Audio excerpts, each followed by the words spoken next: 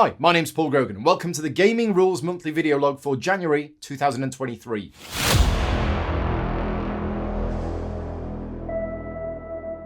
In this video, I'm going to be talking about all of the games that I've been playing since the last video log, an update on what's been happening with the channel, plans for the future, Patreon update, and all of the usual stuff.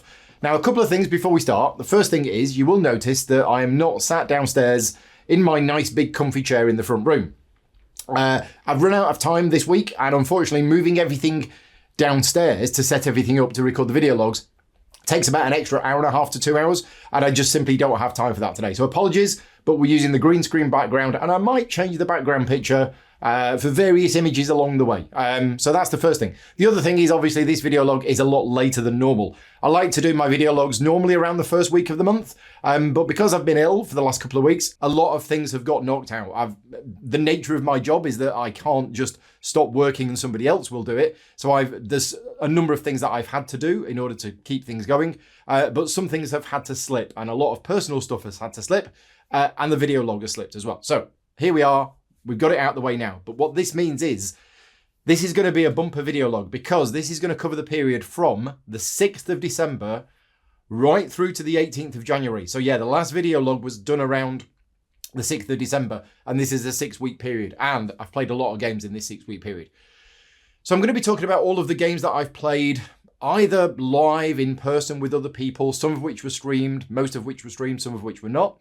And then at the end, I'm going to talk about all of the games that I've been playing on Board Game Arena and on the iPad and things like that. So I'm going to split it up like that.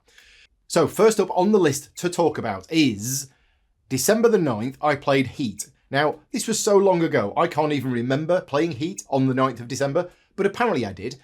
Now, according to my list, I've actually played Heat 3 times in the last 6 weeks. So I'm going to talk a bit about it now. I think Heat is fantastic. So Heat full name is Heat Pedal to the Metal. It's the new game from Days of Wonder. Days of Wonder only ever do 1 game a year, and it's pretty much a great production, family weight game that comes out at Essenspiel. And they've been doing this for quite a while. Heat is their latest one. It's by the same designers as Flamme Rouge, and it sort of, a lot of people are going to compare it to Flamme Rouge, and I'm sort of going to compare it because it's by the same designers. It's a racing game. You play cards to move. But other than that, it's very, very different. In Flamme Rouge, you have a deck of cards. And when you play a card, that card is gone for the entire game. So you go through your deck, and there is a little bit of cycling through your deck, but there's no deck building or anything like that, apart from getting exhaustion cards. But yeah, once you play a card in Flamme Rouge to move, the card is gone out of the game. That's like the core mechanism of the game. Heat, nothing like that. It is a deck building game, and cards go into your deck, cards don't go out of your deck, and you basically keep cycling through, until the game ends. Now, I think Heat is fantastic, but caveat this with, I haven't played all of the stuff that comes with the game, because what they've included in the game is not just 4 different racetracks, but they've included the basic rules, which I've played quite a few times now, and I think is a perfectly good game, and it works really well. And if you're going to play the game with a family or something like that, then that's really good. But then there's all of these extra modules that they've thrown in.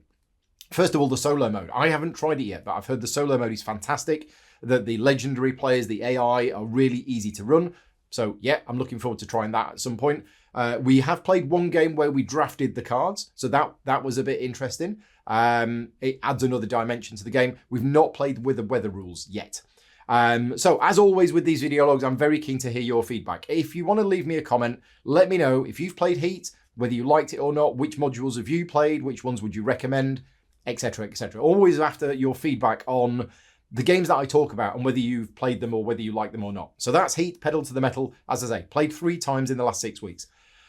Also on the 9th of December was Flamecraft. And now this was a sponsored video. Lucky Duck Games asked me to create this video. Well, in fact, I actually asked them, because Flamecraft was a game which was on my radar. I think there is definitely a market for family weight games. Absolutely. I mean, that's a silly statement to make. Of course there's a market for it. What I mean is, there are certain family weight games that come out which are a little bit too light for me to enjoy as a medium to heavy Eurogamer. Flamecraft was one of those which I was very keen on, was getting a lot of hype. A lot of people were saying really good things about it. It looked gorgeous. And I quite liked the idea of it. So I contacted Look It Up Games and I made an arrangement with them. They sent me a copy of the game and they agreed to sponsor a playthrough video. It's on the channel now if you want to see us play it. It is a tutorial and playthrough of Flamecraft. And my opinion on the game is that I went into the game thinking, okay, I'm going to do this. This is going to be a light family game. I'll do it. I'll enjoy it. But I'm probably not going to want to play this game again. It's probably going to be a bit too light for me. We played one practice game and then we played another game. So I've played it twice.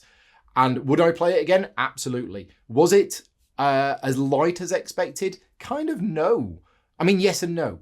It's definitely a family weight game, but there was enough in there to keep me going back for more because the rules were relatively streamlined. It only takes about an hour and I found it very enjoyable. And there were certain things about it that made me think, okay, so a family, I don't think it's a game for first time gamers, but maybe second time gamers. Once they've played some basic game, I think this might be the next step. And I really like the variability in the way that the different buildings that come out as the game goes on and the different abilities they've got sort of switch things up a bit. So yeah, I really enjoyed that. It is the same 6 dragons each time you play. And maybe if they do an expansion set, maybe there'll be different dragons that you can chop and change. I'm not sure. But yeah, really enjoyed my play of Flamecraft. As I say, it's on the channel now if you want to go and check that out. And I definitely play that again. I mean, like I said, we all enjoyed it. And most of us that played it are into heavier games. So there's definitely a place for it. If you've got an hour to an hour and a quarter free at the end of the night and you want to play something a little bit easier, but still with enough meat to it, then yeah, that's Flamecraft. And yeah, it looks gorgeous. Right, next up is Block and Key. So after we'd finished Flamecraft, which as I say, is not a long game, we did the playthrough on a Friday evening and it was probably about 9:30 and it was like maybe 10 o'clock. And it was like, well, we normally finish at 11 o'clock. We're kind of done now with Flamecraft. And I think one person went home, but the rest of us stayed and we played Block and Key. Now, this was streamed to Patreon supporters because this was very much a behind the scenes video of us getting the game out, learning how to play and trying to play it. So Block and Key is a game from Inside Up Games that I've had my eye on since it was on Kickstarter because the physical presence of the game looks fantastic. It's basically 3D board. I'll try and put a picture of it on screen now. And the box actually turns into the board of the game. And then what you're doing is you're placing all of these pieces on the board. This is an interesting game because this is an abstract game. It's very much an abstract game, but it's very much like not a Euro game, really. It's more in the kind of, this is a game you might find in a high street store. I'm probably not wording it correctly. I'm trying to find words to explain this game. It's relatively simple. In fact, it's pretty simple in terms of you're taking these pieces and you're placing these pieces. And that's about it. The placement rules are a little bit tricky in the way that you can place them and understanding when you can place something next to something else. That took us a game to get used to, and I don't think we got it right on our first game. But then I took it to Vicky's family over Christmas, and we played a couple of games there. And then I think I played another 1 or 2 games since. So I think I've played it about 4 or 5 times in the last 6 weeks, and I very much enjoy it because it is something a bit different. And as I say, it isn't a Euro game. It is just taking these pieces, putting these pieces.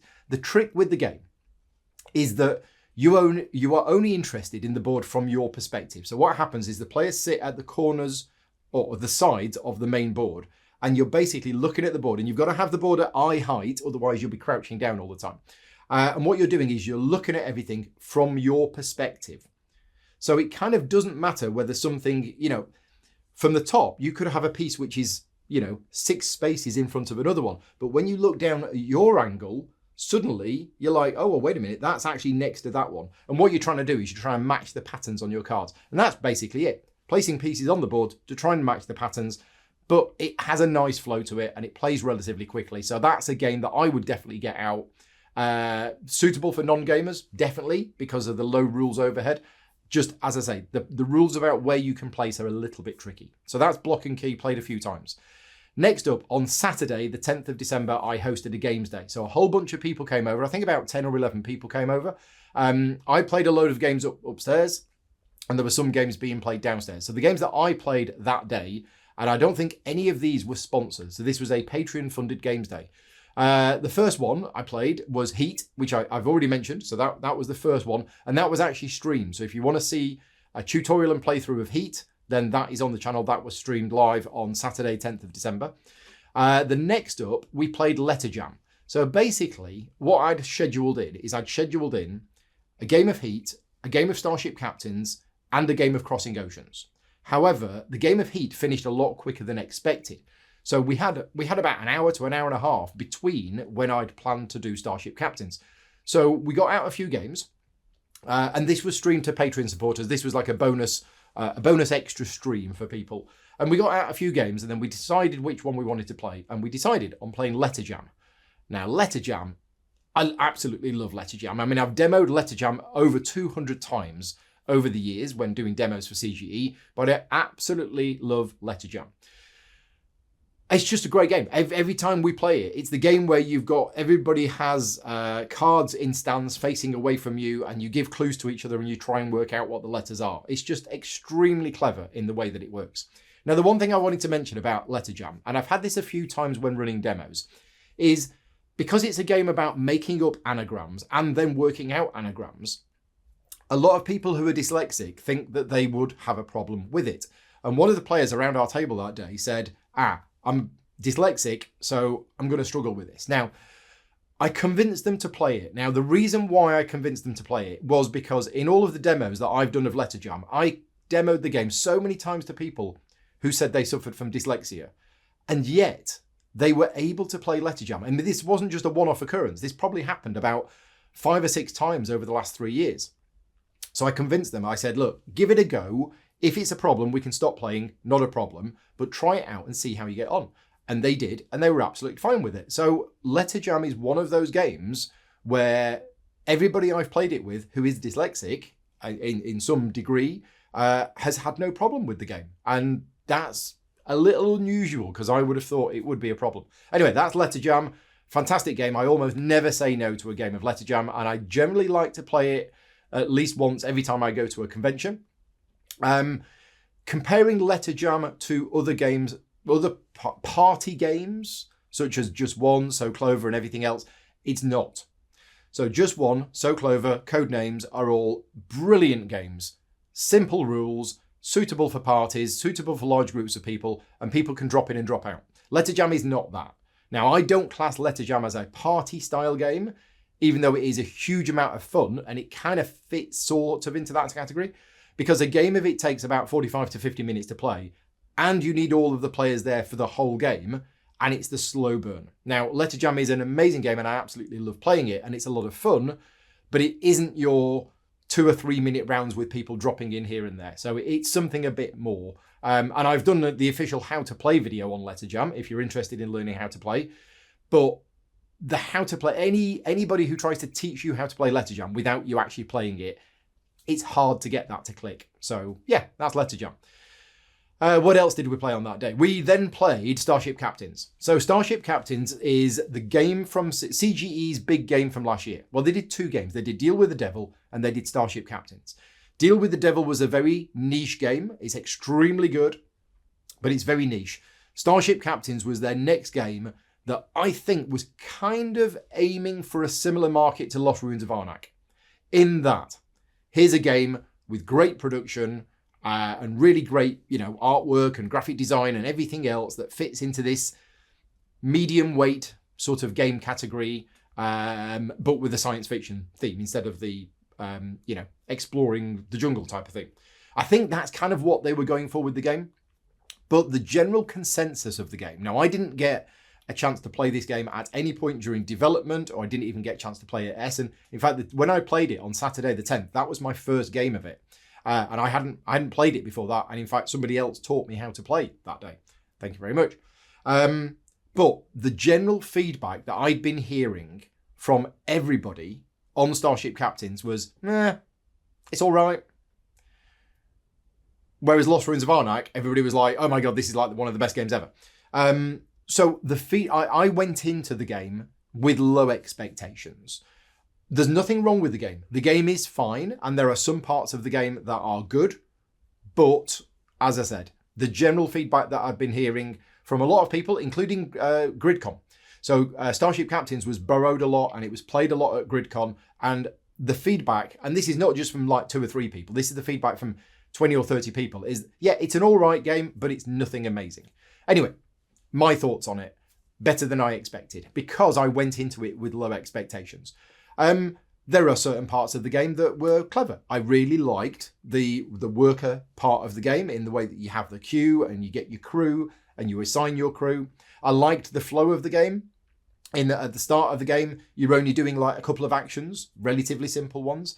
But then as the game goes on and you get these additional rooms, you've got extra actions that you can do.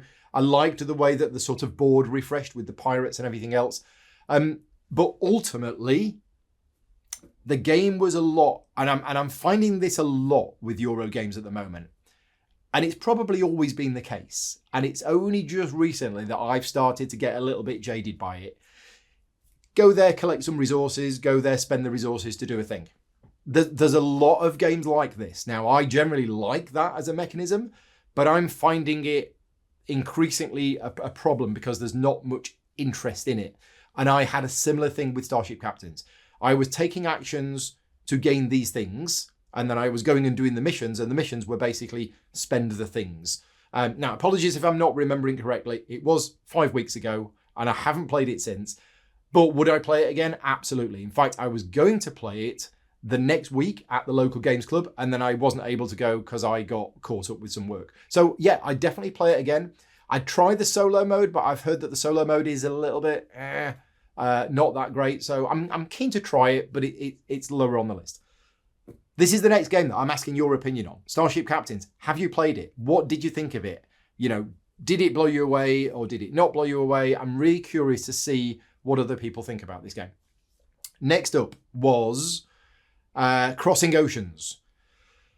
So Crossing Oceans was originally advertised as Transatlantic 2. Now, I did a review of Transatlantic many years ago when I used to do reviews.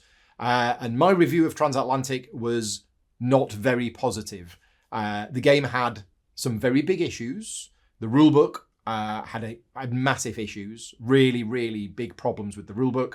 Gameplay I found was quite boring, and the graphic design was pretty terrible. There was probably a good game in there. There was probably an interesting game in there, but it was let down by all of these things. Anyway, years have passed, and Mike Gertz and PD Verlag decided to redo the game, and then they renamed it Crossing Oceans. So it was originally, as I say, known as Transatlantic 2, and then it got renamed to Crossing Oceans. But effectively, it is a second edition of Transatlantic. It is almost the same game, but with a big overhaul in terms of the rulebook. It's different rulebook, but also the graphic design has been improved, and it's now got a board rather than just these abstract lanes. And I enjoyed it. I did enjoy the game. However, I don't want to play it again. And the reason I don't want to play it again is it went on way too long. Games these days, for the last 4 or 5 years, maybe even a bit longer, have been coming down in playtime, right? And 10 or 15 years ago, I would be playing a game and it would be a 3-hour game.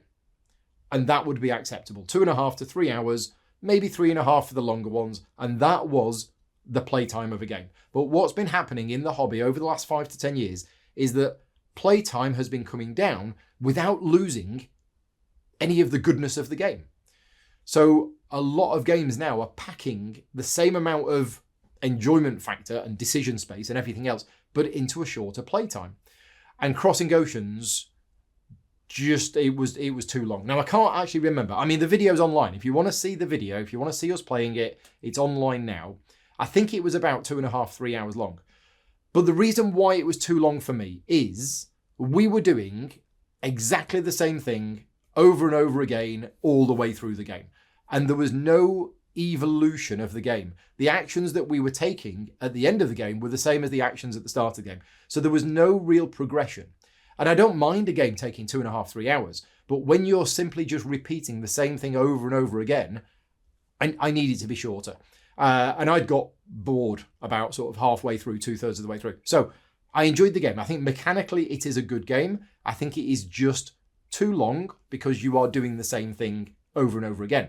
You are buying ships, which you need money for. You're buying coal, you're loading the coal onto the ships, and then you're doing actions that allow you to basically use the ships to gain money. Now, the way that the game evolves is that the ships get more and more expensive, but you get more and more money for them when you do the thing. So that it basically stays the same. You know, at the start of the game, you might be able to buy 2 ships with the money that you've got. And at the end of the game, you might be able to buy 2 ships because you've got more money and you're getting more money, but the ships are more expensive. So that's Crossing Oceans. Have you tried it? Let me know what you think. Finally, just before people went home, we got a game of Sherlock 13 in. Now, Sherlock 13 is from Arcane Wonders and was described to me as Cluedo in 15 minutes. And effectively, it is Cluedo. It's a multiplayer game, it's a competitive game, and it takes about 10 to 15 minutes to play. So that's right. And there are these suspects, or these characters, and one of these characters at the start of the game randomly decided as being that is the, you know, that is the murderer or whatever. And the rest of the cards are divided out between the players. And the players are trying to work out what the one in the middle is, who committed the crime. And then on their turn, they can write it down. I think it's them. Look at it. And if they're right, they've won the game. And if they don't, if they're not right, they are out of the game. So very, very similar to Cluedo. But the way it works is that you simply ask questions. And it's clever in a way in that the cards have got different icons and symbols on. And you've got like this cheat sheet that tells you exactly how many symbols of each type are in the game. And what you do is you say to such and such a player, have you got any magnifying glasses in your hand or something like that? And you make notes and things like that. Now, we played it, and I can see it sort of working, but we've only played it the once. But our game, we played it the once, but some of the people that had played it before. So my opinion after one game was the same as their opinion after 2 games. The problem that we found with the game, and again, I'm curious to see what you think about the game, because as I say, I only played it once, they've played it twice. Because you're asking the questions openly and the answers are given openly, what happens is everybody is actually getting the same information at the same time. So that means I ask a question, somebody else asks a question, and then the third player, because of the questions we've asked, has worked out who did it. I don't know. I went back to the rulebook afterwards because I thought, surely we've done something wrong, and we hadn't done anything wrong. That was just how it is. So I'm curious to go back to it again to see, is that just how it is? Does the game actually work or not? I'm not sure. Let us know what you think if you've played Sherlock 13. And finally, the last night of the game that we played, we packed in a lot of games this night. Sherlock 13 was on the channel. If you're a patron supporter, that was streamed as a bonus late night stream. And so was the next game, which was The Crew Mission Deep Sea. So to finish the night off, we got out The Crew Mission Deep Sea. Now, I haven't played Mission Deep Sea. I've played the original one, but I've not played Mission Deep Sea. And at least one of the players around the table, possibly 2, hadn't played any of The Crew. So we basically taught how to play the game, and then we played a few missions of it. And I remember enjoying it. Now, my question to you, if you wouldn't mind letting me know, if you've played both of them, which one do you prefer and why? I've heard generally that Mission Deep Sea is the better game, but I'm trying to work out why, and I think it might be down to the missions. The missions are quite a bit more interesting and quite a bit more varied than just, you've got to get these cards in this order. A lot of there's a huge amount of missions with Mission Deep Sea that are all sort of different victory conditions. We played a few games, and like the original, they do get harder as you go along. We got one which was almost impossible because it was like, right, that player needs to be the first one to win such and such a thing, but can't have any of these. And it was like, okay, well, this is going to be very, very difficult. I think you get that sometimes. But anyway, The Crew, Mission Deep Sea. The Crew is a fantastic game. For those people who don't know, Mission Deep Sea is the sequel to The Crew. What was the original one called? Can't remember. Deep Space, something or other. But it's a cooperative trick-taking game. And I think it won the Spiel des Jahres. I think the original one did win the Spiel des Jahres. It's a fantastic game, but it requires players to cooperate together without actually discussing anything openly. One of those styles of games. But there's so many hidden layers to the communication. As I say, you're not allowed to talk to each other, but you can be playing cards down and you can reveal one card and put a counter on it. Very, very clever game, and really, really just a great game. And I wish I was better at it. My brain, unfortunately, doesn't work in the right way to be able to fully work out what things, what people mean when they do certain things. And I never forget the game where I was learning how to play using Board Game Arena. And I think it was Mohammed, one of my Patreon supporters, who was basically talking to me privately, explaining to me, right, well, that player's just played a blue 3. That means you know that they've only got that, which means they know this, which means that. And I was like, oh, wow, yeah, okay. And it's really clever how you work that out. But yeah, I struggle with that. That's it. That was that games day. So that was a lot happening on 10th of December. Next up, 14th of December, I had a hankering for playing Terraforming Mars. So I dug out the digital version and I did this. This is a live stream. It's on the channel if you're interested. I've covered Terraforming Mars digital a few times. The digital adaptation of Terraforming Mars is so good. It's beautiful. They have done an amazing job at the visuals. But the AI is rubbish. Absolutely rubbish. So I played a game against 2 AIs set on the hardest difficulty setting and I won easily. That doesn't mean I'm very good at the game. It just means the AI is not very good. So yeah, the digital adaptation of Terraforming Mars is amazing and fantastic and looks brilliant and it does all of the stuff for you, but the AI is really not very good. And it's a real shame that they don't acknowledge this, because they could quite easily code in some settings that, that are not in the board game, but, give them an extra 1 income of each type or something like that, a way to tweak the game so that it is actually a challenge. Because whilst I enjoy playing it, I'm going to have to set myself some new goals. But if I play Terraforming Mars against the AI, I need to set myself a goal of, I need to win by 30 points. Because if I don't win by 30 points, then it isn't a victory. Something like that, because otherwise it's just way too easy. Anyway, what I also did is, about a week later, so 22nd of December, I decided that I would try the Terraforming Mars solo mode using the digital version, because the solo mode of the game is incorporated into the digital version. Now, I have opinions on the Terraforming Mars solo mode, in that I think it's awful. I think it's one of the worst solo modes of a game that's ever been designed. And I know I think I'm in the minority with this, but the reason why I think it's awful is, first of all, the solo game of Terraforming Mars has you, the card. Let's talk about the cards. Every single card in Terraforming Mars, in my opinion, is balanced. Now, you might disagree with that, whatever, but you have certain cards in Terraforming Mars which are like, okay, so this card here, this costs a huge amount of money and it does a particular thing, but it's worth 2 points. So that card is balanced, okay? It's very expensive, but it's worth 2 points and it's got a cool ability, right? Here's another card that is very cheap to play, has a very powerful effect, but is minus 2 points. Oh, so in a multiplayer game, you'd be very nervous about playing that card because it's minus 2 points, right? So every card is balanced, I think. However, in the solo game, your objective is not to score points. Your objective is to simply terraform the planet by a certain period of time, certain amount of rounds, 14 generations or 13 generations or something.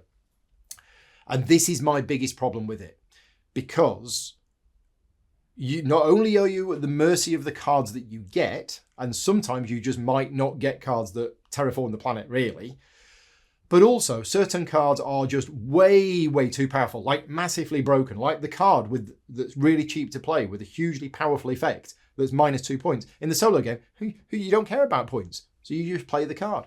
And then there are lots and lots of other cards that are, really good cards for multiplayer, which are totally useless in the solo game. And that's my biggest problem with it. Is it's a card-driven game and you're going through the cards. And you're just getting ones that are like, well, I'll buy that because it's completely broken, and I'm going to ignore those because they're useless. And that's kind of it. Anyway, why did I then play the solo mode? Well, it's because I've had these thoughts in my mind, but over time, these thoughts kind of dissipated a little bit. And I was getting the real urge to play more Terraforming Mars. So I did that Terraforming Mars digital playthrough where I used 2 AIs. And then about a week later, I said, right, okay, I've got this niggling thought at the back of my mind. Let's just try the solo mode one more time because I've got all of these thoughts about it. But it's been a while since I've played it, so let's play it.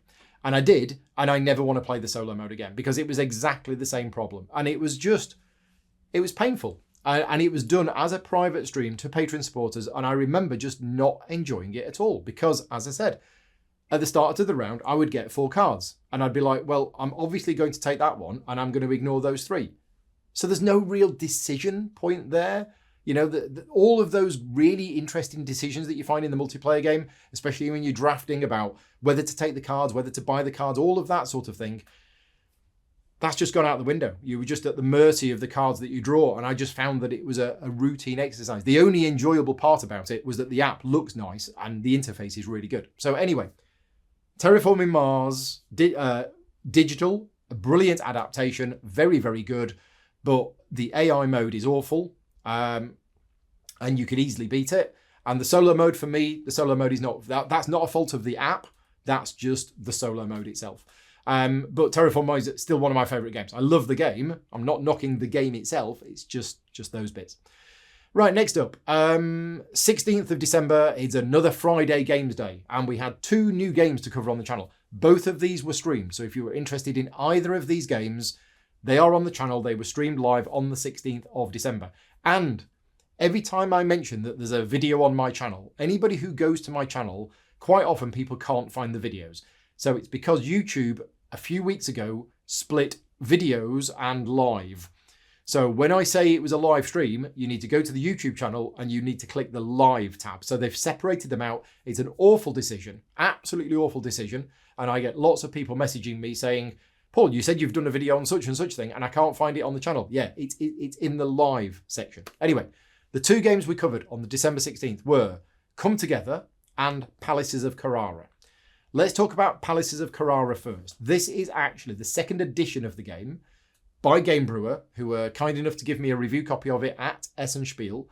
Palaces of Carrara is an old style Euro game from Wolfgang Kramer and Michael Kiesling, I think. I'm pretty sure it is. That design duo have been doing games together for a very, very long time. And the old school German style design about it is very simple mechanisms.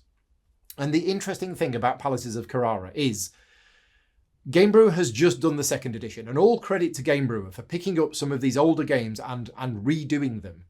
And reprinting them, because they're really good games. And Palaces of Carrara was one of those that I've had my eye on since the 1st edition came out, and it just never got round to trying it. So I was really happy that I tried it.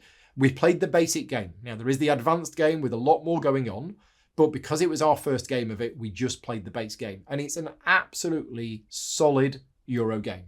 No theme in it whatsoever, but really interesting choices and decisions. And my thoughts on it was that the gaming industry and the gaming hobby has changed so much over the last 5-10 years with Kickstarter, miniatures, bling, and all of this lot.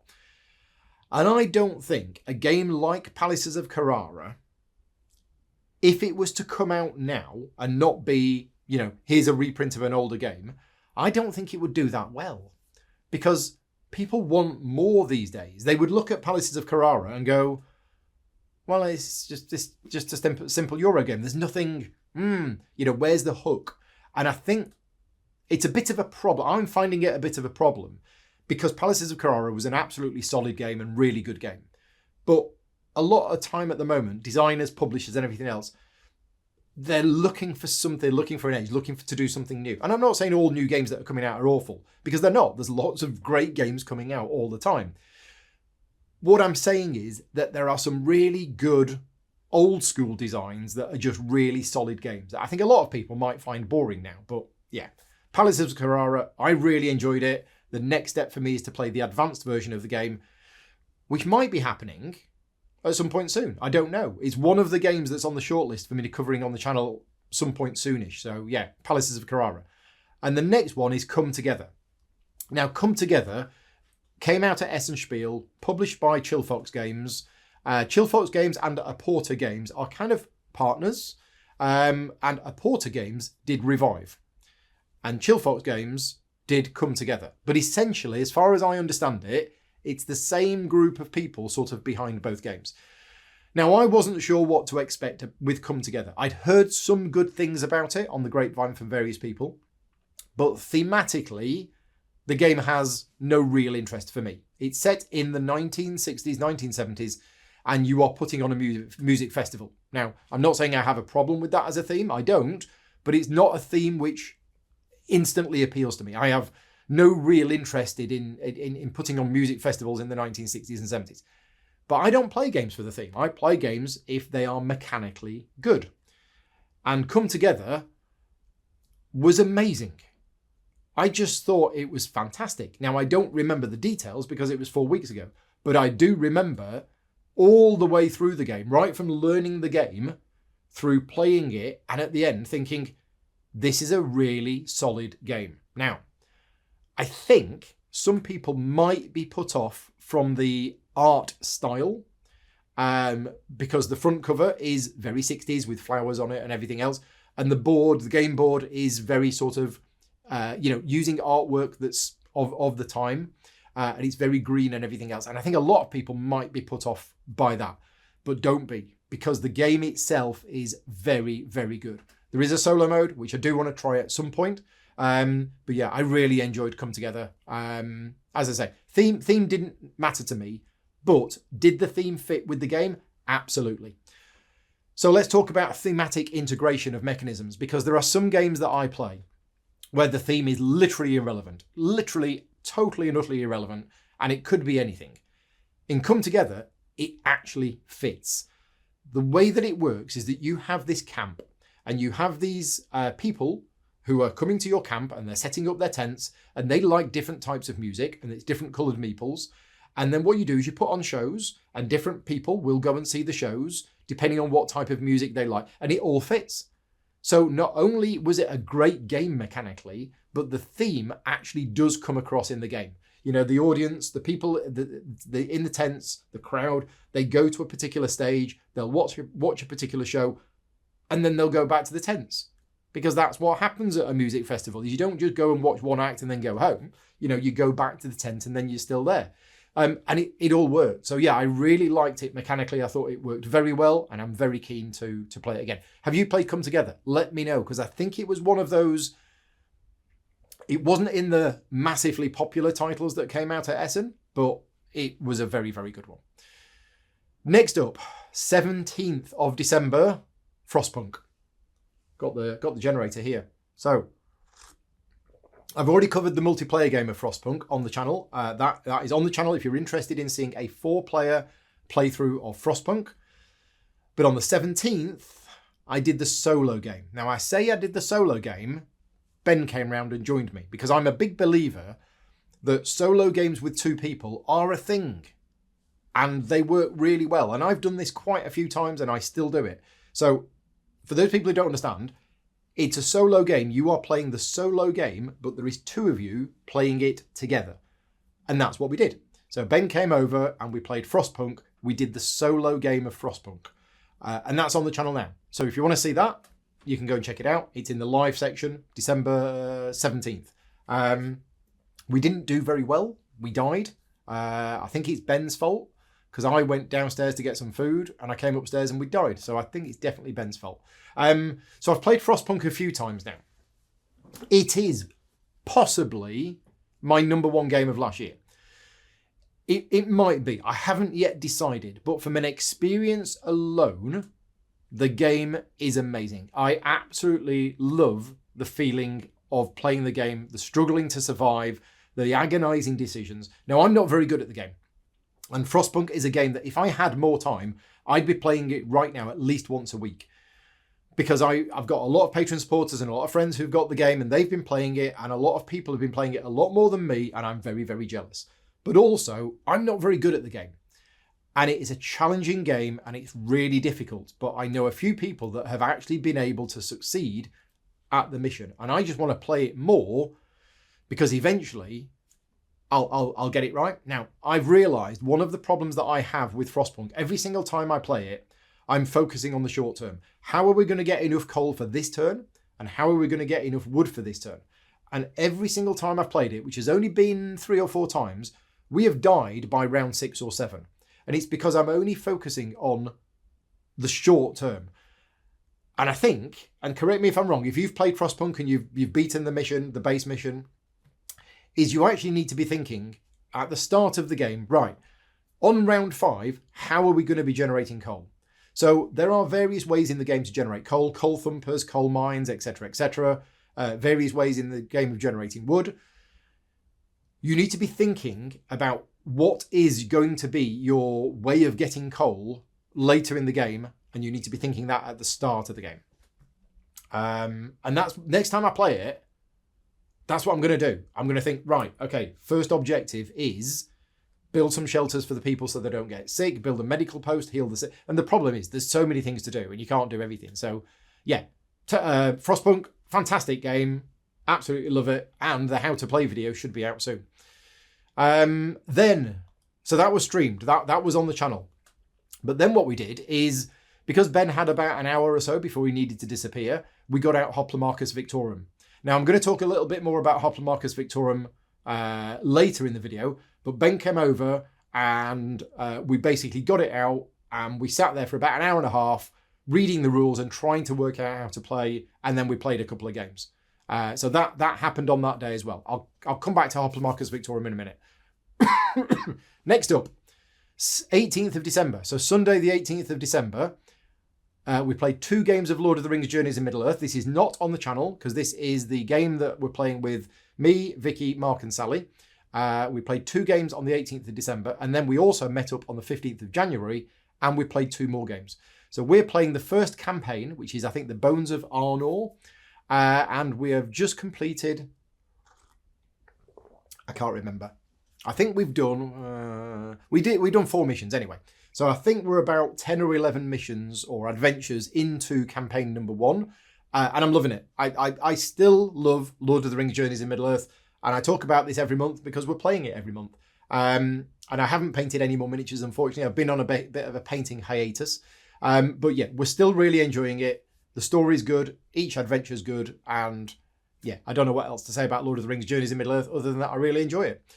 Next up, 22nd of December, Hoplomachus Victorum, and 23rd of December, Hoplomachus Victorum. Right, so now it's time to talk about Hoplomachus Victorum, which is my number 1 most anticipated solo game, probably of all time.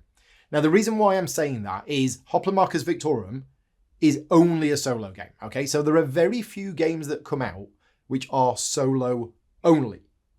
You could say Frostpunk is really a solo game because even the multiplayer game, it's kind of still a solo game. But Hoplomachus Victorum was a solo game only. And I've been excited about Hoplomachus Victorum for a very long time because various people, Mark Dainty, Ricky Royal, people like that have been telling me about this game.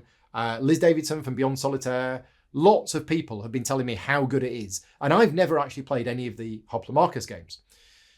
So I've been really keen to try it, and I had a copy and it's been sat there on the shelf staring at me wanting to play it, and I've been wanting to play it, but I was busy with the Frosthaven video and just didn't get a chance. So anyway, I had that practice game with Ben where we sat down and we kind of learned how to play the game from the rulebook. Then on the 22nd of December, I did a Patreon only stream where I spent about 3 or 4 hours practicing the game, properly learning it again, setting it up, running through it, playing a few games of it. And that was all in preparation for the 23rd of December when I did a live stream. So if you're interested, there's a video on the channel in the live section of me playing Hoplomachus Victorum on the 23rd of December. And it wasn't sponsored. So I spent a lot of time planning and preparing this for that video. And it wasn't a sponsored video. So a big thank you to all of my Patreon supporters again for funding the channel. It was a Patreon funded video. And we played it. And now, we only played Act 1. So A full game of Hoplomachus Victorum is 3 acts where you fight a Primus at the end of each act, and then the big Scion battle at the end, and that's the campaign. And I only managed to get through Act 1. I think if you played it quicker, you could probably get an entire game done in about 8 hours maybe. But with me learning the game and talking to the chat and everything else, I think I played for about 3.5, 4 hours maybe, and we got to the end of Act 1. So my initial thoughts on Hoplomachus Victorum is I absolutely loved it, but it has the usual thing that is present in all games from Chip Theory Games, in that I made a million rules mistakes. And it's like, now, the support for the support for any games from Chip Theory Games is fantastic. So they've got a Discord channel, and they're very active on the Discord channel, and there's fans and, members of the company on there. So if you've got any questions whatsoever, you can go on and ask, which is great. And that's absolutely what you need. But in that playthrough, there are a few things that we got wrong. Now, a few of the things we got wrong were my fault. For example, I forgot that when I was playing in the arena with the Trident, that I was playing Kraken Lance, and Kraken Lance was my hero, and Kraken Lance is an Atlantean, and the rules say that all local units get +1 damage when using the Trident. So when Kraken Lance uses the Trident, it doesn't deal 2 damage, it uses 3 damage. That's my fault, that's on me. But it's one of those games, like all of theirs games, where you've got lots of different things to take into account. So it's actually quite easy to miss something. And by doing it as a live stream, the advantage is that people watching in the chat can remind me of those things that I was getting wrong. It's exactly the same with Too Many Bones, exactly the same with Cloudspire. The opportunity to make mistakes, and I don't think this is just me. Maybe I'm just absolutely rubbish and keep making all of these mistakes. I don't think it's just me. But Too Many Bones has that. Now, I think the rulebook is very, very good. I think it's their best rulebook that they've done yet. And I think a lot of things in there are extremely clear. The core rules are very, very clear. But some of the special rules for some of the arenas are not quite as clear as they should be. And in particular, there is one arena where I did a few battles in where there are these beasts. And it says that local units basically are friendly with the beasts. So the beasts won't attack them and they won't attack the beasts. But the beast will go around and attack other people. And I think there's an error in there. And I think there is. And I think they need to issue some errata. Because it's all about the definition of an opposing unit. And basically, I played all of these battles. And it turns out that I played them all wrong. Because I had the beasts were next to local units. But because they were still classed as opposing units, they weren't moving. Which means they were staying there and they were not doing anything. Now, I've had it ruled that the beasts now do not treat local units as opposing. It doesn't say that anywhere in the rules or the special rules. So we were still treating them as opposing units, but they don't. But anyway, Hoplomachus Victorum, I loved it. Absolutely loved it. And it made me so sad. And I'm still sad right now that I've not had the chance to go back to it. Because again, if I had the time, Hoplomachus Victorum would be a game that I'd be playing so much more. And I'm desperate to get back to it. So I really want to cover it more. And in fact, I would have done if it weren't for the fact that I've been sick for the last couple of weeks. That was one of the things I had planned another playthrough of it. Unfortunately, that's had to be delayed. The other game that I played on the 23rd, in fact, before I did the Hoplomachus Victorum playthrough, I played Aleph Null. Or Aleph Null, I'm not sure how you pronounce it. This is a new card game by Tony Boydell, published by Frosted Games in Germany, Capstone Games in America. And Tony has done another of these card games called Lux Aeterna. Aleph Null is his second one, and it is a solo game only. And it's played with, cards, and you're trying to summon this demon and everything else. My first game of it was very much a learning game, because this is a game where you need to understand what cards are in the game, because you have a specific objective. You have to summon this demon, but when you summon the demon, you need to have no cards in your hand, no cards in your deck, no cards in play, otherwise you lose the game. Something like that. So it's a really clever game. It's a puzzle that you've got to work out how are you going to get about or doing all of these things within the certain time that you're given, but also you need to deconstruct your deck so that when you summon the demon, there are no cards anywhere. Very, very clever. Definitely wanted to play it again. Took it with me over Christmas, but didn't get a chance to try it again. The video's on the channel now. If you're interested, it wasn't a long video. It's a solo playthrough from December the 23rd, and it's called Aleph Null, designed by Tony Boydell. Right, next up. I said this was going to be long. Christmas. So over Christmas Eve, Christmas Day, and New Year's Eve, I got lots of party games played. Unfortunately, between Christmas and New Year, there wasn't really much gaming for me. I can't quite remember exactly what I was doing. Probably the Frosthaven video, but I was very much behind on a lot of my work, and I had various other videos to do as well. So I didn't actually get much gaming done. But the games that I played on Christmas Eve, Christmas Day, and New Year's Eve was Telestrations, Just One, So Clover, Time's Up, Block and Key. Now, I've spoken about Block and Key already. Just One and So Clover, I've spoken about them many times before. They are both amazing games. And every time I think about Just One and So Clover, it makes me happy. Because those are two of my most played games. And somebody said to me, what is going to be your most played game in 2023? And I said, probably Just One and So Clover. Because those games come to the table so often and they're so fun. Every single time I play them, it's just a huge amount of fun. I just feel happy whenever I think about those games because every time I play them, I have a lot of fun. So yeah, played Just One, played So Clover. Oh, played Pictures as well.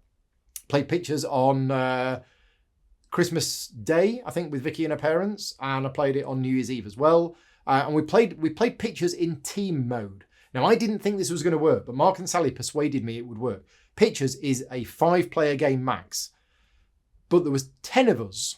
So what we did is we played Pictures as teams, and it actually worked really well. So yeah, if you've got more than 5 people and you've got Pictures, play it in teams. It works really well.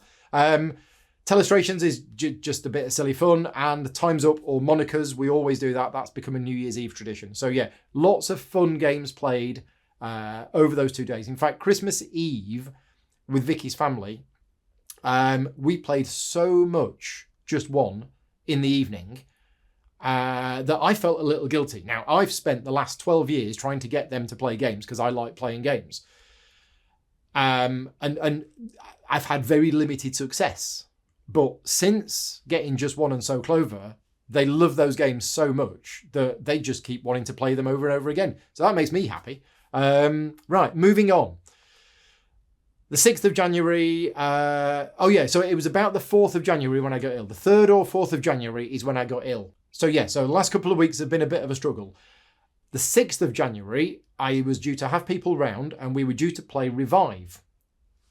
Second game of it. I've already covered it on the channel once, but I loved it, wanted to play it again, and people had planned to come round, and then I was too ill and people couldn't come round. However, I was just about well enough and I did a solo playthrough. So if you're interested, there is a solo playthrough of Revive on my channel from the 6th of January. That was done at a time where I was ill, but I had a moment where I felt better. Now, I got really ill afterwards, but now, Revive, one of my favourite games from last year. So at the moment, Frostpunk, Revive, and Carnegie are my contenders for best game of last year. I absolutely loved Revive. I thought it was absolutely fantastic. I have a concern about the balance in the multiplayer game, but the solo game of Revive was amazing. Absolutely amazing. I absolutely loved it. It's such a thinky puzzle. So if you're interested in that, it's on the channel, January the 6th. You can go and check that out. But yeah, solo playthrough of Revive. Very, very much enjoyed the solo playthrough. Because of my concern with the balance in the multiplayer game, that isn't present in the solo game. So solo might be the best way to play it for me. Yeah, I absolutely love that. Then I had a week of being ill, but then on the 13th of January, I got 3 games in. So what happened is people came over in the afternoon and we filmed the tutorial and playthrough for Vienna. Now, Vienna is the 5th game in the Steffenfeld City Collection. Queen Games are going to be going to Kickstarter with it sometime in the next couple of months, I think. And they asked me to film a tutorial and playthrough of the video. So we've done that. That didn't go out public. It did go out to Patreon supporters. So if you're a Patreon supporter of mine, you would have been able to watch us playing that. Don't worry. You're not going to miss anything if you're not a Patreon supporter, because that video is going to be taken down. I'm going to edit it, and then it's going to be made available to the public as part of the campaign. Now, Vienna, as I say, is the 5th game in the series. It is a re-implementation of La Isla. So La Isla is one of Steffenfeld's smaller box, lighter games. And what they've done with Vienna is there's actually 2 modes of play. There is the introductory game, which is pretty much the same as La Isla. And then there's the advanced game, which brings it up to the same complexity levels as the other ones in the series. Now, full disclosure, I was paid to create that video. Queen Games are one of my clients, and I do a lot of work for them in creating videos. But my personal thoughts on Vienna were, I really, really enjoyed it. Now, I enjoyed it, I think, more than anybody else. Absolutely no theme whatsoever, okay? So we spoke earlier on about thematic integration. And I spoke about come together in the way that the theme and the mechanisms work together. In Vienna, I don't think there's any theme whatsoever in the game. I mean, the setting is 1950s Cold War, and you're agents, and you're traveling around, and you're trying to get information with bribes. It literally could be anything. I have no interest in the theme whatsoever. Mechanically, I thought it was very good and very clever, and I really enjoyed it. So yeah, that video is done. It was made available to Patreon supporters at the time, and keep an eye out on Queen Games Kickstarter and on my channel. But I will be putting that video live on my channel well, first of all, I've got to edit it, but when Queen Games want me to. So that's Vienna. Then we had a game of Heat, and then we played Agricola. So Vienna was filmed in the afternoon. We then had a couple of hours free before the Agricola playthrough. So we went downstairs, we got some food, and we played Heat. That was the one where we used the drafting of the cards. And then in the evening, we played Agricola. So this is actually 6 days ago from when I'm recording these vlogs. So it's about a week ago from now. And this is on the channel if you want to see us playing Agricola. Now, I can tell you all about Agricola because for the last 8 to 10 years, I have been saying, why would I ever play Agricola again? Because I have Caverna. And for me, Caverna is a better game. Now, whether it is a better game or not is purely down to your opinion. And I know a lot of people prefer Agricola. But for me, Caverna is just like a lot more fun. I have a huge amount of more fun and enjoyment when playing Caverna than I do when playing Agricola. Now, I get that Agricola has the cards, and therefore there's a lot more variety. But for me, I would always prefer to play Caverna. Therefore, why would I ever want to play Agricola again? It has the moniker of Misery Farm because it is so punishing, it's so tight, it's so challenging, and I prefer my games less tight and less punishing. However, when Agricola came out, I played it a lot and I absolutely loved it at the time it came out, and it was one of my most played games. So, with the release of the 15th anniversary edition of Agricola, Lookout Games were kind enough to give me a copy of the 15th anniversary edition, and I said, I'll cover it on the channel. And actually, I was looking forward to it. I was really looking forward to thinking, I've not played this in about 10 years. I'm going to go back to it. But at the same time, in the back of my mind, I was thinking, why am I doing this? Why am I playing this game when I have another one, which I think is better? Anyway, we did the playthrough of Agricola. That's on the channel now if you want to watch it. And afterwards, we spoke about it because it wasn't a sponsored video. So we all shared our thoughts. And I'm really happy that I covered it again because I enjoyed the game a lot. And although I still believe that Caverna is a better game and Caverna, I will enjoy Caverna a lot more, I actually really enjoyed going back to Agricola again. Now, we did play with a slight variant because in the 15th anniversary edition, there was this extra tile included in the game, which was an extra action space, which was an animal market, or from round 5 onwards, family growth. And one of my big peeves with Agricola is that because growing your family is massively important. Like, you just have to do it. And there is only one space in the game where you can do it until much, much later on. If you don't get the timing right, you can get absolutely screwed over and caught out. So I put this extra tile in, which allowed an extra family growth space. And it made it a bit less tight. And I think that made quite a big difference for me. So yeah, I actually really enjoyed it. And I would definitely play Agricola again. So I'm really happy in a way that it's gone from a, why would I ever play this game again? I never want to actually, no, I would play this game again. I enjoyed it. We did draft the cards at the start, which I felt was the right thing to do. But yeah, it worked really well. And as I say, the video's on the channel if you want to check it out. Next up, on the 14th of January, we're almost getting there. We've only got a few left to talk about. So the 14th of January, I did a solo playthrough. So this was a Saturday. Vicky was out for the day. So I decided that I would do a solo playthrough. And I left it up to my Patreon supporters of which game I was going to play solo. So if you're a producer level or higher on my Patreon campaign, you get a chance to vote every so often about what games I'm going to cover. So I put a few solo games up there. And the one that got the most votes was Tiletum from Board and Dice. And that's the one I did. And I never want to do it again. So the solo mode for Tiletum. And I spoke about this. If you're interested in my extended thoughts, go and check out the video. But in summary, I have a level of complexity of solo modes which I'm comfortable with. And anything beyond that, I'm not comfortable with. And when I say not comfortable, it's because I'm not the kind of solo player that wants to spend 90% of my mental energy on working out how the bot works and then not having enough left for me to do my own mode. Now, I have friends and I have Patreon supporters that absolutely love that kind of solo mode. And that's great. That's great. Those solo modes are there for you, not for me. The solo mode is brilliant.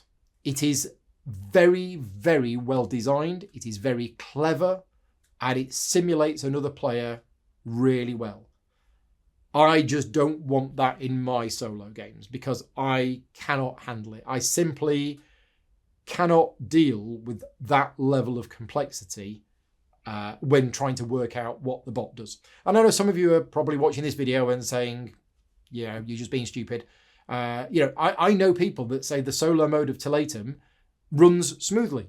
And it probably does. If you're used to really complex solo modes, then the solo mode probably does run smoothly. But for me, that was way beyond my level of complexity. So, in summary, the solo mode is very, very good. If you like complex solo modes with an AI, with a bot, with a big decision tree, flowchart, whatever, of do this, if that, then if it needs this, then work out that, but only if this, but this, that, and the other, great, because that's what it does. And it's very, very clever, but it's not for me. I don't want to play solo modes like that because I don't enjoy them because I can't play my game.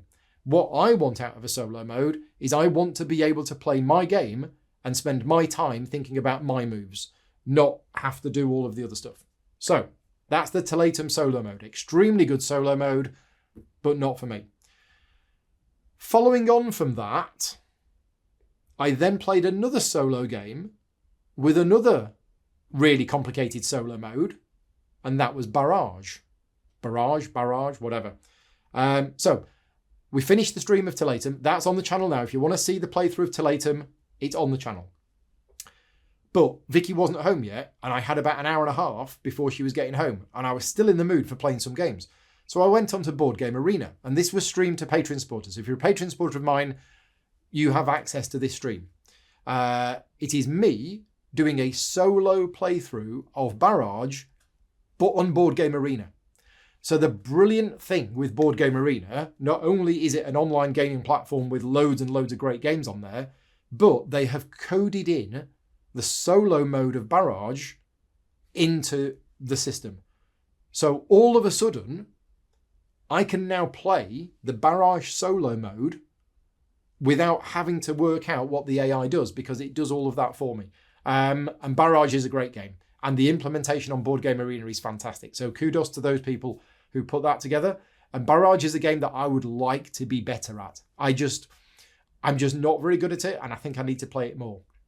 But yeah, the solo mode is a great solo mode when you're playing it on Board Game Arena, because you just click a button and the AI just does its thing, and I can concentrate on my turn and what I'm trying to do. Right, the final game that I played over the last 6 weeks is Cuzco, the number 6 game in the Steffenfeld City Collection. And what day of the week is it now? I've lost track of time. That was filmed on Tuesday. So Tuesday night, Nick and Gemma came over and we filmed Cuzco. If you're a patron supporter of mine, you have access to that video. And again, it will be taken down, it will be edited, and I will be uploading it at some point later on. So Cuzco, number 6 in the Steffenfeld City Collection. This is a re-implementation of Bora Bora. Now, Bora Bora, I only ever played once, and I didn't like it.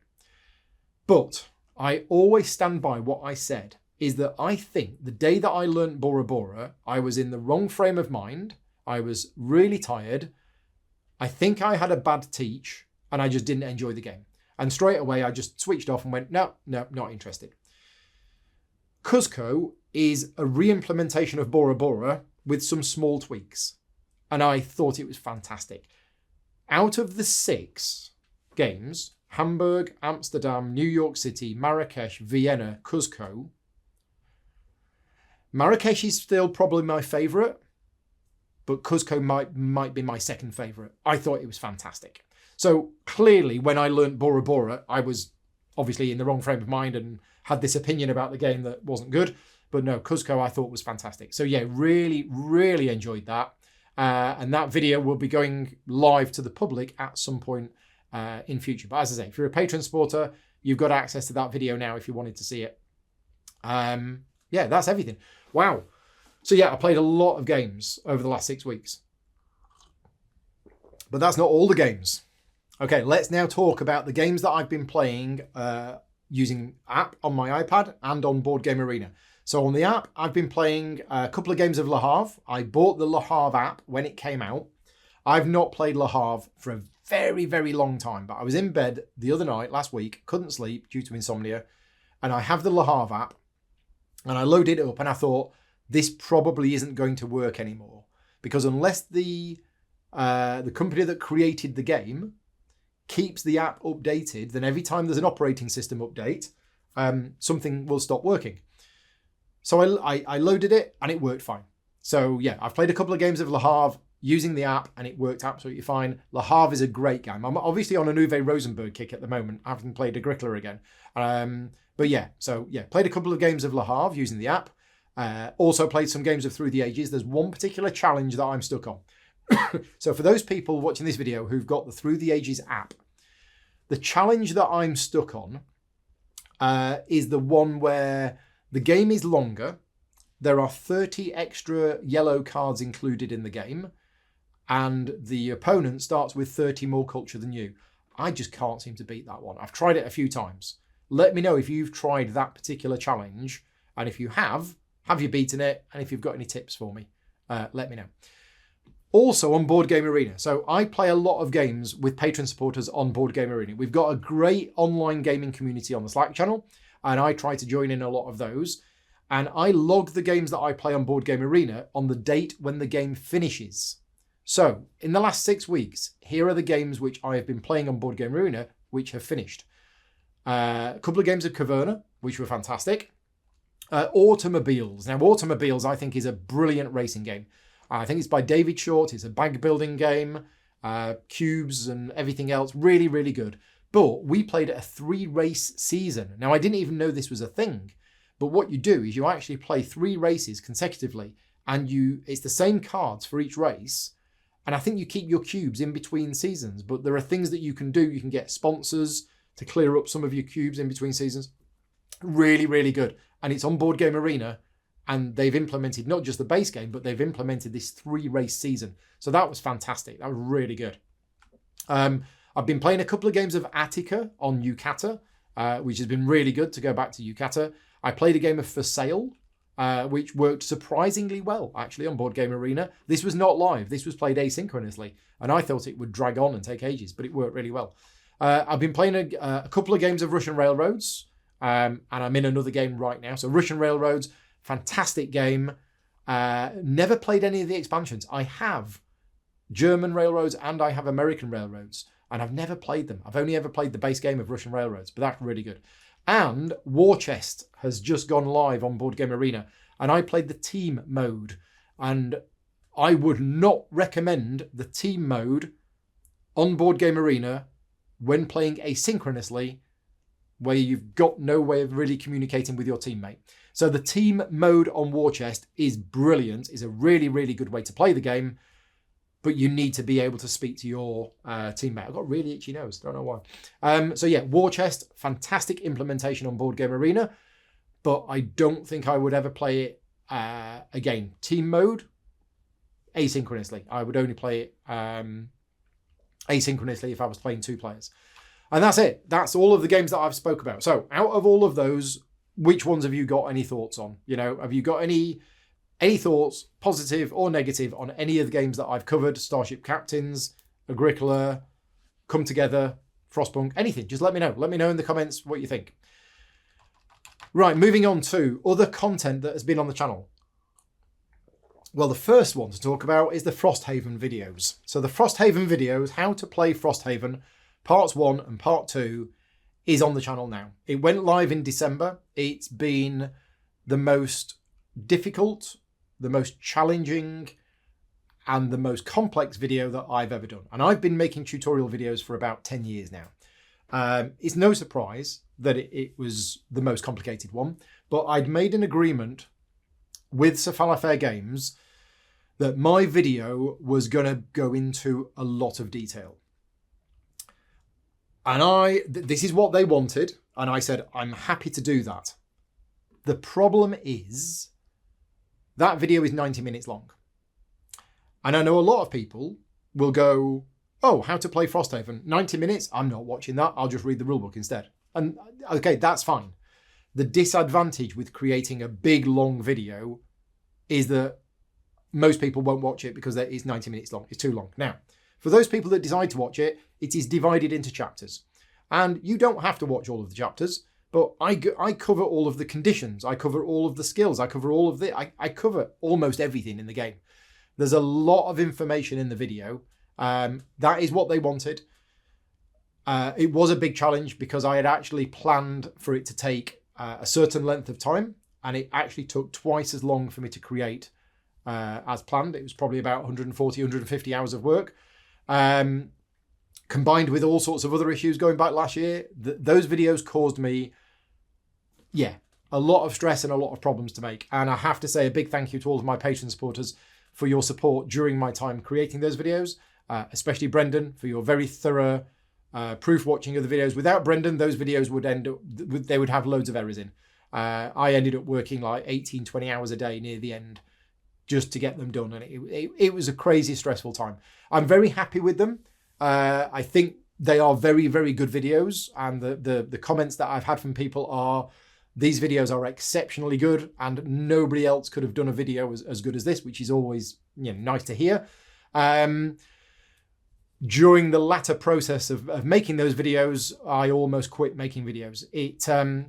I won't go into too many details, but there was a lot of problems for me going on in the last couple of weeks of making those videos, to the point where I almost gave up making future videos. Anyway, so there is a phrase, isn't there, that what doesn't kill you makes you stronger. And you might think, well, you got through that, Paul. You did it. You got through it. Surely you've come out of it stronger. No.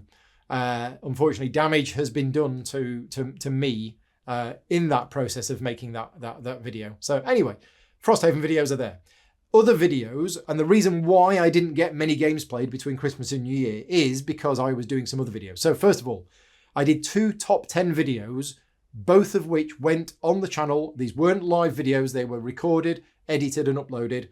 But they're on the channel now if you want to watch them. They both went up at the end of December. One of them was the top 10 games of 2022, which were games voted on by my Patreon supporters. And that was a video that I did with a co-host of Devon Norris from Devon Talks Tabletop. Me and Devon got together and we basically went through what my Patreon supporters have voted on as their top 10 games of the year. But we also added in some of our games that we'd enjoyed as well. So that video's on the channel. Go and check it out. It's really interesting to find what my Patreon supporters thought were the top 10 games. But as I say, I also add my own thoughts, and Devon adds his own thoughts as well as to what those games were. The other video that I did at the end of last year was my top 10 games of 2021. Now, if you're a regular viewer of mine, you will know that I do my top 10 video a year after everybody else. So at the end of 2022, everybody else is doing their top 10 games of 2022. I did my top 10 games of 2021. Now, I'm not going to wait a year this year. I'm actually planning to do my top 10 games of 2022 in the summer. I don't see any benefit for me to leaving it till the end of the year. That's a bit crazy. And in fact, I was going to do it in the summer, but it was around the summer of last year that things started to go wrong for me and it just kept getting postponed. So anyway, my top 10 games of 2021 video is on the channel now. And there's a couple of things I want to mention about this. First of all, if you haven't watched the video, please check it out because you could win a copy of Bitoku or Imperial Steam. I'm doing a giveaway and the giveaway is open until the end of this month. So until the 31st of January, you can still enter the contest. Just go to the video, leave me a comment, and you could win a copy of Bitoku or Imperial Steam. The other thing, and this is a little bit negative, but I do want to talk about this, is my top 10 videos that I do, they don't seem to perform very well. And I'm not sure why, because there's a lot of things about the channel which is going really well. The number of Patreon supporters is increasing. The general overall support from people are increasing. But my top 10 videos, they don't seem to perform that well. And I don't want to come across as somebody who's complaining about the lack of views. That's not what this is about. But it's more, I don't know. Am I doing something wrong? So those videos had a lot of views, right? The top 10 games of 2021 has had 8,500 views. 8,500 views is a huge amount of views, and that's way more than any of my other videos get. However, there's lots and lots of other content creators who are on a similar level to me in terms of, you know, what they do. And their top 10 videos all seem to be getting 25, 30,000, even 40,000. And mine's getting 8.5. So I don't know why my top 10 videos don't perform as well. I don't know. It's just a bit of a mystery. It's not for lack of comments, because I'm doing the giveaway. That top 10 video has had hundreds and hundreds of comments. But I don't know. I don't know whether it's they're not showing up in the algorithm. I'm using exactly the same tags as everybody else. The videos are called the top 10 best games of 2022, exactly the same name as everybody else. But for some reason, yeah, I don't know what it is with my top 10 videos. Anyway, moving on, the other thing that I did in December and January is a very, very big positive story.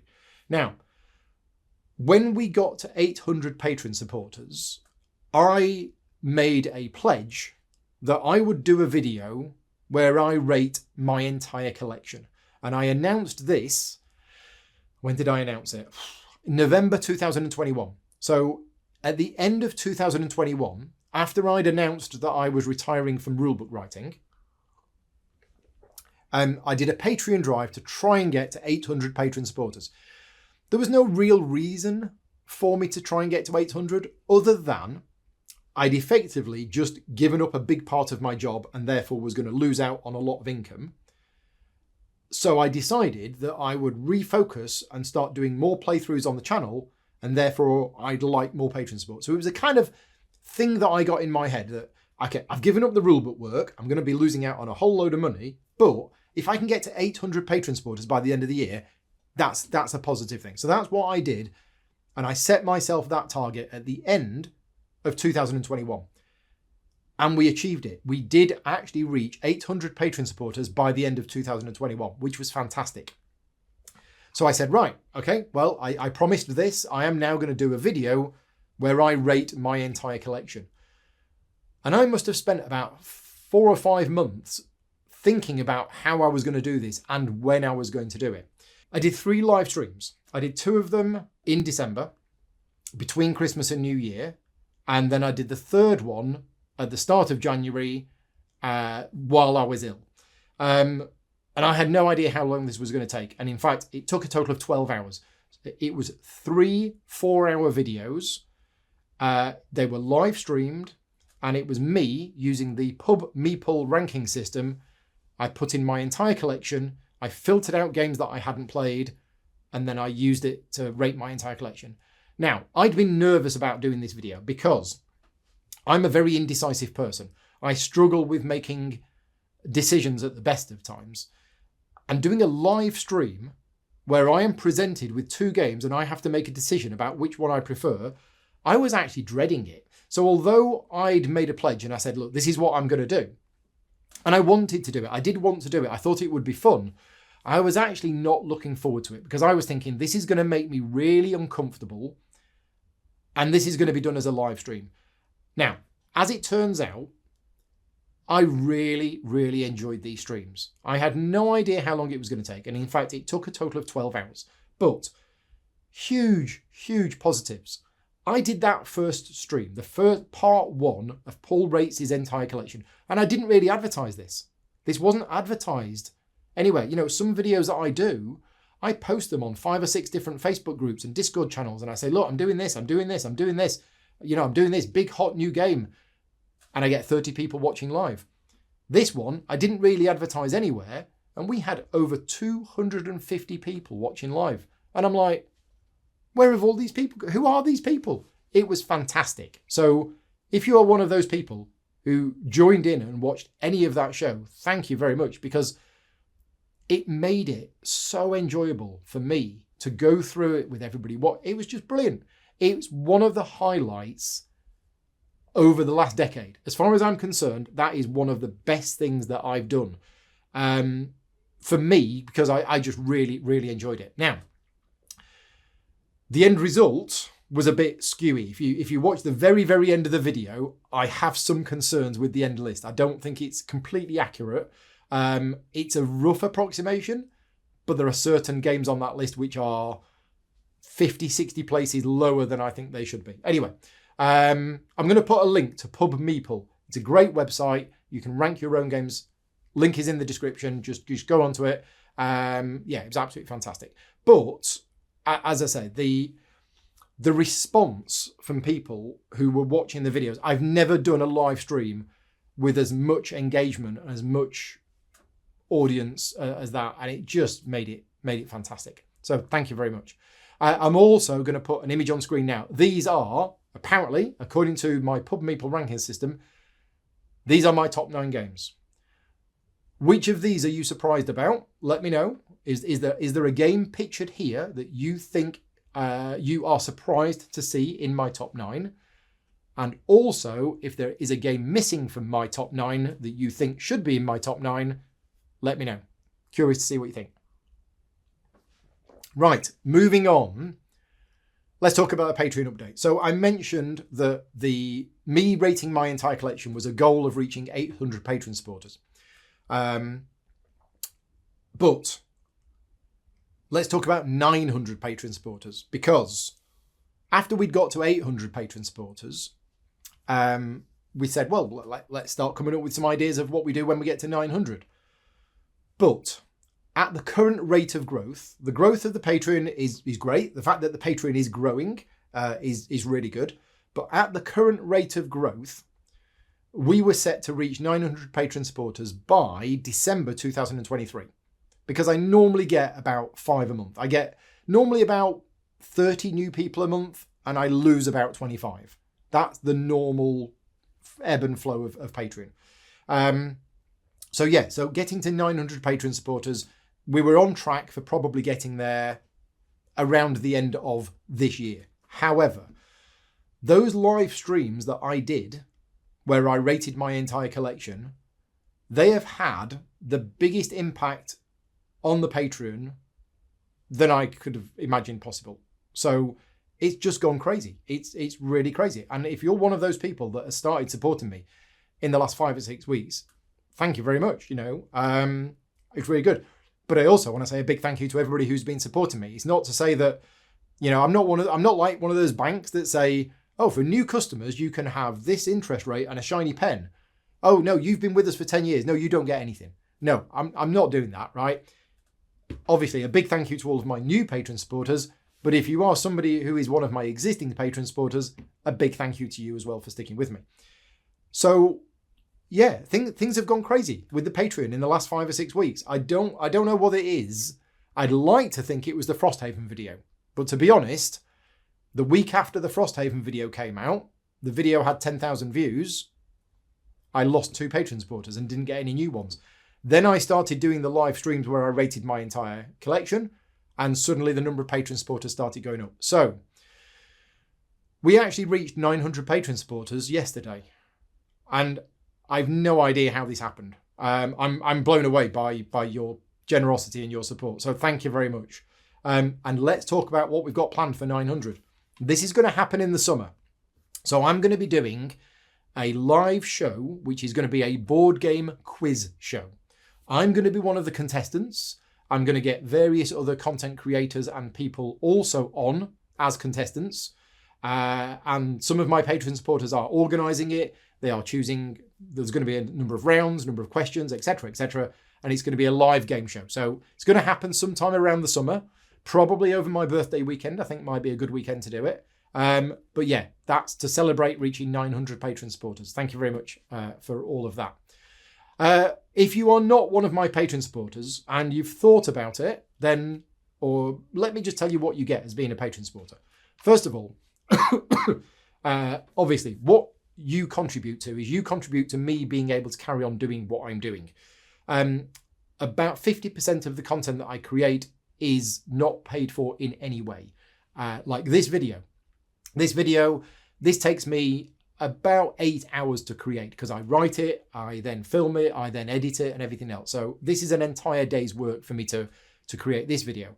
A lot of the playthrough videos that I've been doing in the last couple of months, they're not paid for and they take hours to learn the game, set up the studio, prepare everything. I'm taking time off paid work in order to create it. That I'm fine doing that. I'm not complaining. That's what I do and I enjoy doing that. But it is hard work and it does take me away from the paid work. And that's what the Patreon campaign funds. But what do you get for being a patron supporter? Well, you get access to the Slack channel. The Slack channel is an amazing community of people. And if you're a supporter or higher, you get access to that. And if you're a patron supporter of mine and you're not on the Slack channel, I would strongly recommend getting on the Slack channel. Just ping me a message if you want to know how to get there. It's a brilliant community. There's lots of great discussion there about games, about water coolers, all sorts of things. We've got channels for all sorts of non-game related stuff like gardening, crafting, painting, and home DIY, and probably things like that. And there's an online gaming community. So there's so many games being played online asynchronously with other supporters, and that's there as well. And if you are a producer level or higher, you get a chance to vote in what games are coming to the channel as well. So that's what you get. You also get access to behind the scenes videos. So I've mentioned when I was talking about all of those games that I've been playing, a lot of those videos were streamed live and went out to the public, but there's a lot of behind the scenes videos as well. So us playing Letter Jam, Sherlock 13, the videos for Vienna and Cuzco. You get access to a lot of extra videos as well. So yeah, big thank you to all of you for supporting me on Patreon. Right, next thing I want to talk about is, and this is a special request from one of my patron supporters, Rasmus West, who said, what games am I looking forward to that are coming out in 2023? Now, I could record this as a separate video, but I don't have time. So I'm just going to quickly run through some games that are coming out this year, which I'm looking forward to. The first one of them is Earth, which I actually have on the table in front of me because it arrived this week. And I'm playing it this weekend, and I'm doing a how to play video for it in the next few weeks. So Earth, that is definitely a game that I'm looking forward to coming out this year. Voidfall from Mindclash Games. I'm looking forward to that, although I think it's going to be big, epic, and complicated. Distilled is coming out this year. I covered that during its Kickstarter, and I thought Distilled was quite good. Hegemony, I'm going to be getting a copy of that in a few weeks' time. That looks good. Unconscious Mind, I don't know if that's going to be out this year or not, but I'm looking forward to seeing the final version of that. Bot Factory, a lot of people have already got Bot Factory. I don't have my copy yet. But Bot Factory from Vita Lacerda, I think that's a really good game. It's not a filler game. It's an hour to an hour and a quarter game, but it's a good game. Septima, also from Mind Clash Games. I've had a chance to play that one, and I really enjoyed that. Anunnaki from Chronio Creations. I really enjoyed Anunnaki, and that should be hopefully with me in a few months' time. Skytear Horde, which I've actually got a copy of. Looks like a little simplish card game, but that looks good. Flow War, I missed out getting that at Essen. Earthborn Rangers, I've been really interested in that for a couple of years, and I think that's coming out this year. Frozen Frontier looks really nice from what I saw of it. And the Anno 1800 expansion, I'm hoping is going to be coming out this year. So there's just a few.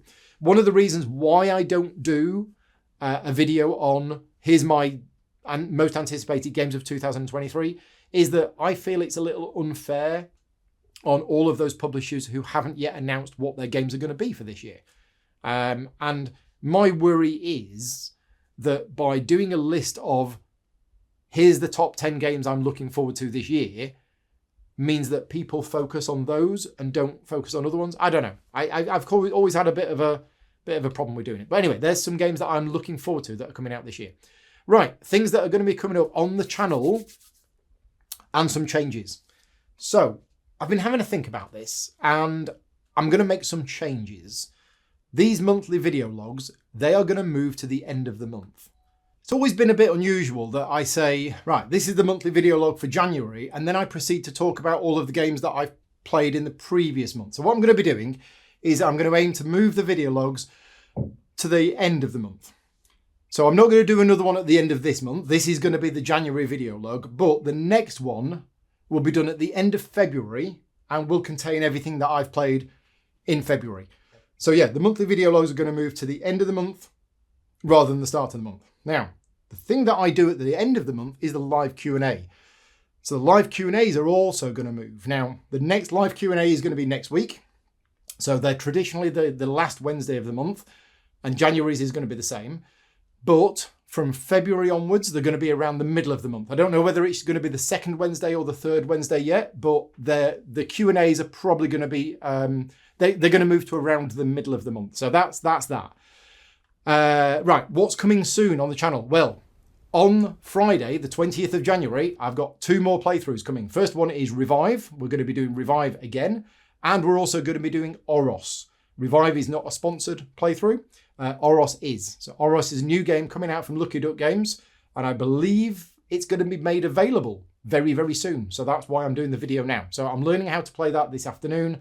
I'm playing it tonight at the local games club. And then there's going to be a live stream of Oros tomorrow night. So that's that. Also, I've got the how to play video for Frostpunk, which should be finished next week. So it's pretty much all done. I'm just doing some final editing of it. The how to play video for Frostpunk should be going live next week. I've then got a games day on the 27th. We're going to be covering 2 games. Neither of these are sponsored. One of them is going to be continuing my Cult of the Old series. So we're going to be playing an old game. And my Patreon supporters are voting right now on which game it's going to be. And at the moment, it's a tie between, let me just have a look. It's a tie between Taj Mahal and Assyria. So yeah, I don't know yet, but voting will close in a few days' time. And we're also going to be covering a new game as well. So it's going to be 1 old, 1 new. That's happening on the 27th. Also, I've got the how to play video for Earth, which I will be working on over the next few weeks. I've got a live playthrough of Skytear Horde, which is going to be coming at the start of February. And I'm also going to be doing a tutorial and playthrough video for a game called An Age Contrived. I was contacted by them and it looks really like my kind of game. So I'm going to be covering that. Also Dice Manor, I'm going to be covering that in February. And I'm going to be doing a video for Hegemony as well at some point. There's going to be some other videos as well, but that's just some of the games that I'm going to be covering between now and the next video log. Finally, just want to wrap up with a couple of little personal stories before the battery runs out on the camera. First of all, I wanted to say a big thank you to Brett on the Slack channel, one of my Patreon supporters, for running a Christmas quiz. So he ran over the Christmas period, he ran a Christmas quiz. There were various rounds, name the game that these pieces are from. And that was a lot of fun and a lot of people engaged with that. So that was great. And the other thing is I wanted to do a little bit of a story about our service book for our car. A few weeks ago, probably about 2 months ago actually, we noticed that the service book for our car was not where it should be. Now the service book is, whenever you take your car in for a service, there's a pages at the back where the garage stamps to say, yes, your car has been serviced. And generally speaking, if you try and sell a car second hand, it's got to have a full service history to show that it's been well looked after. And the service book was not there. Now, all we can think of is that me, in my absent-mindedness and clumsiness, has misplaced it, lost it, I don't know where. We noticed it was missing after I'd been to the tip. And in December, I had a couple of trips to the tip where I was just clearing stuff out. I was fed up with our garage being full of stuff, and I was having a real good clear out of stuff that we'd been hoarding. So we put 2 and 2 together and thought, well, Paul's been to the tip, and somehow, I've no idea how, it's gone missing. And I just felt really bad about it. Really, really bad about it. So we called up the local Citroen garage and they said, yeah, you can buy a new service book. It's about 20 quid. And then the garage who you had all of the services done by, they should just stamp it again so that you've got, so it's okay. It's not a problem. I feel bad, but we have a solution. Anyway, we never got around to doing that. I never got around to ordering it because we always thought, well, what happens if it turns up? What happens if it turns up? Anyway, I went to our local garage this week, our local garage in Columpton, who does all of our servicing for our car. And I went to them and I said, we'd like to book our car in for a service because it is due its next service, but also we've lost the service book.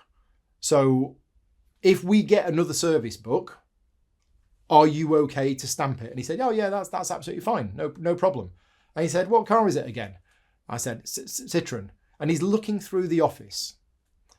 And I said, oh, if you've got a spare service book, great, because otherwise I'm going to have to buy one from Citroen for 20 quid. If you've got a spare one lying around, and he found one and it was for Volkswagen. He said, no, not Volkswagen, a Citroen one.